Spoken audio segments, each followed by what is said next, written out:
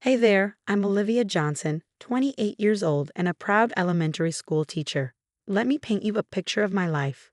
Teaching third graders is my passion, but lately, home has been way more stressful than managing a classroom full of kids. It all started 3 years ago when my dad, Tom, married Karen.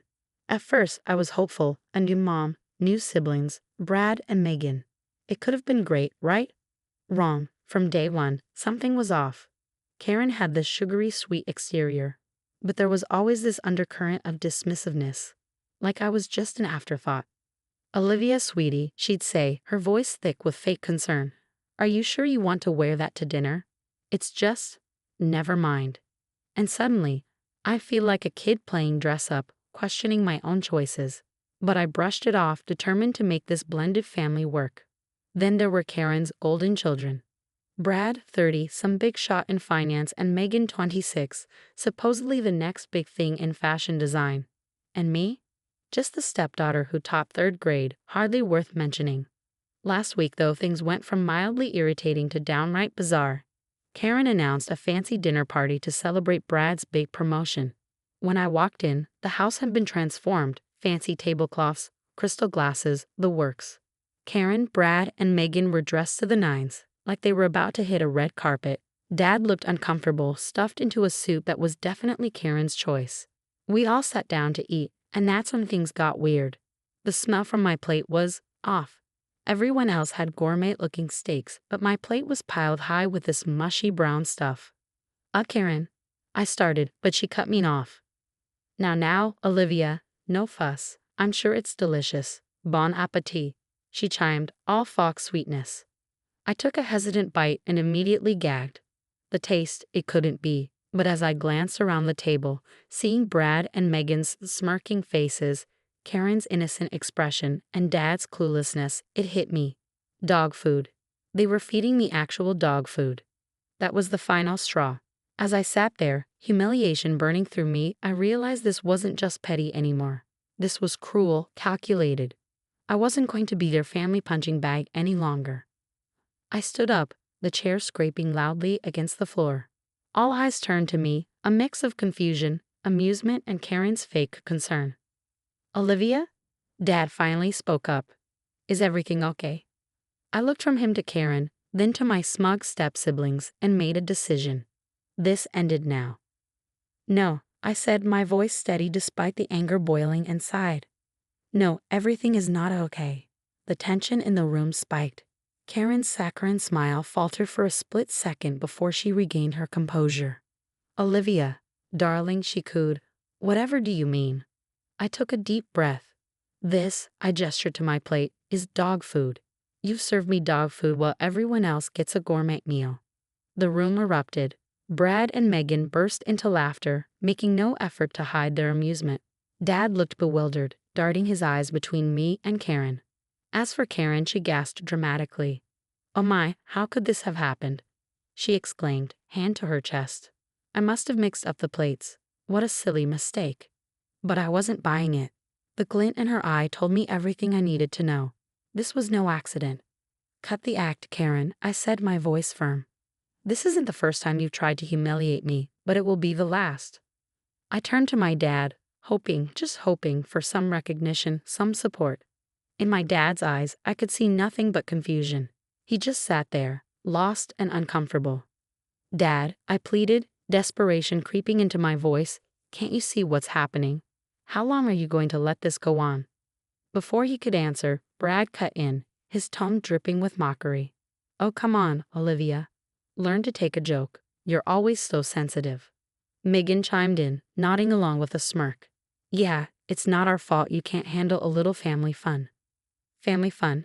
My cheeks burned with a mix of anger and humiliation. This was their idea of fun, treating me like I was beneath them, less than human. In that moment, something inside me snapped.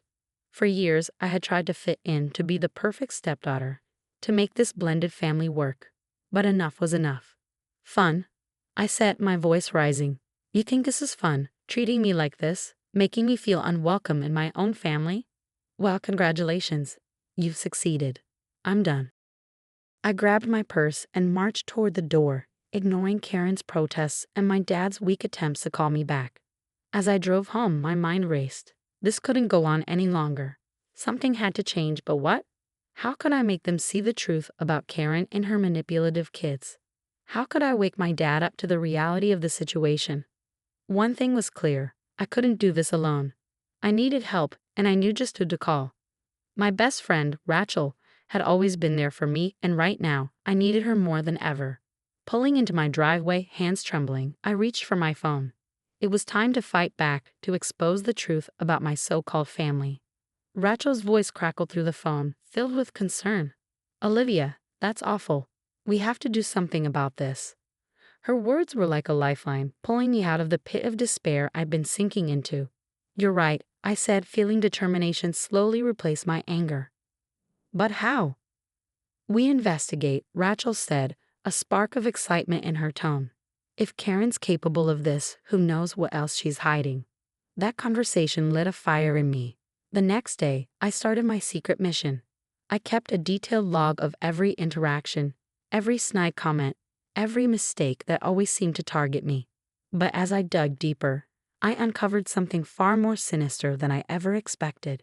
It began with a misplaced bank statement. Dad had always been meticulous with his finances, but lately he seemed distracted, less in control. The statement showed large transfers to accounts I didn't recognize. My curiosity piqued. I did some digging. What I found made my blood run cold. Karen had been siphoning money from my dad's accounts, slowly draining his life savings. And that was just the beginning. One evening, I overheard Brad on the phone, his voice low and urgent. "We need to move the money now. The feds are getting too close." The feds? What had Brad gotten himself into? I called in a favor from a friend who worked in finance, and what she told me left me reeling. Brad's big promotion was a lie. He was knee-deep in a Ponzi scheme, using my dad's stolen money to keep it afloat. As for Megan, her designer clothes and flashy lifestyle suddenly made sense. A little more digging revealed she had been embezzling from her workplace, funneling the stolen money into high-stakes online gambling. The pieces were falling into place, and the picture they painted was horrifying. My entire family was built on lies, manipulation, and greed. I felt sick. How could I have been so blind? How could my dad not see what was happening right under his nose? But as the shock wore off, it was replaced by a new emotion: rage. Pure, white-hot rage. I called Rachel, my voice shaking with anger and disbelief. "You won't believe what I found out," I said, spilling everything. When I finished, there was a long pause on the other end of the line. "Olivia," Rachel said, her voice steely with resolve. "We need to take these people down." In that moment, something shifted inside me. I was done being the victim, done letting Karen and her family walk all over me and my dad. "You're right," I said, a plan already forming in my mind. "And I know exactly how we're going to do it." As I hung up the phone, a surge of energy rushed through me. The game had changed. No more playing nice, no more turning the other cheek. It was time for Olivia Johnson to fight back. And this time, I was playing for keeps. The day of reckoning dawned bright and clear. With Rachel by my side, we put our plan into action. First stop, Brad's company. "I have information about fraudulent activities within your organization," I said, my voice disguised as I spoke to the ethics hotline. I provided just enough details to set their investigators on the right path. Next, we tackled Megan's workplace. An anonymous email, backed with carefully chosen evidence of her embezzlement, landed directly in her boss's inbox. But the hardest part came last. Dad. I found him in his study, looking older and more worn than I had ever seen him. "Dad," I began gently, "we need to talk." For the next hour, I laid everything bare: Karen's financial manipulations, Brad's Ponzi scheme, Megan's theft. With each revelation, I watched the scales fall from his eyes. I can't believe this," he whispered, his voice breaking. "How could I have been so blind?" "It's not your fault, Dad," I assured him. "But now that you know, what are you going to do?" His response was immediate and resolute. "I'm ending this. All of it." The following weeks were a whirlwind.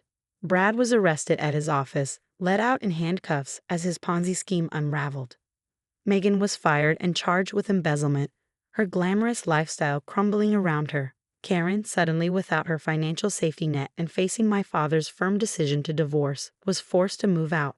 The last I heard, She was living in a small apartment, her grand schemes reduced to nothing but dust. As for Dad and me, we began the long process of rebuilding our relationship. It wasn't easy. There were tough conversations, tears, moments of frustration. But with every passing day, we grew closer, stronger. Months passed. I threw myself into teaching, finding joy in my students' progress and in the supportive community I had built at school. Rachel, as always, remained my rock, ready with a listening ear or a word of encouragement. One sunny afternoon, as Dad and I sat on the porch of our now peaceful home, he turned to me with a smile.